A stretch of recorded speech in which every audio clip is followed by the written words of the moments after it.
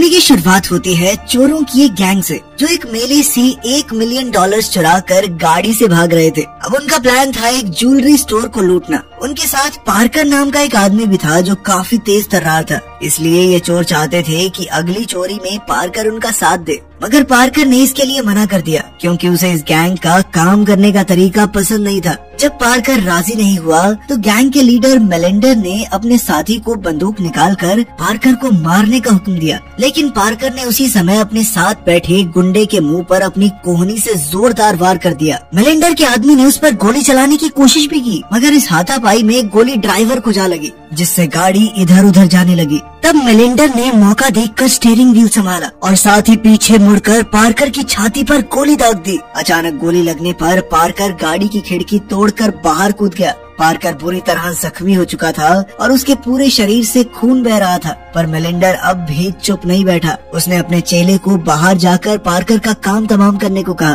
Parker ने इसी आदमी को जोरदार मुक्का मारा था, इसलिए उसने अपना बदला लेने के लिए पार्कर को गोली मारकर उसे एक नाले में धकेल दिया ताकि वो जिंदा न बच सके। इसके बाद हमें बताया जाता है कि दरअसल पार्कर और ये चारों चोर एक दूसरे को पहले से नहीं जानते थे। एक दिन क्लेयर के पिता मिस्टर हर्ली ने पार्कर को उनसे मिलाया था। मिस्टर हर्ली खुद भी एक जाना माना चोर था, जिसने पार्कर के साथ मिलकर काफी डकैतियां की थी। उनकी नजरों में पार्कर काफी होनहार और तेज था, इसीलिए उन्होंने उसे मेलिंडर की गैंग से मिलवाया। असल में उन्हें एक सुपरमार्केट की तिजोरी लूटनी थी, इसलिए उन्हें पार्कर जैसे एक काबिल इंसान की जरूरत थी। अगर पार्कर इसके लिए राजी हो गया तो वो चोरी का पूरा प्लान बनाएगा और सब उसी के प्लान के हिसाब से चलेंगे। पार्कर का एक रूल था, वो हमेशा अमीरों को लूटता था और साथ ही उसने आज तक किसी बेगुनाह की जान नहीं ली थी। उस दिन शहर में काफी बड़ा मेला था, जिस वजह से उनकी गैंग भी आसानी से आम लोगों की भीड़ में शामिल हो गई। सबसे पहले दो चोर जोकर्स का भेष बनाकर भीड़ का हिस्सा बनकर एक खास जगह पर पहुंचे।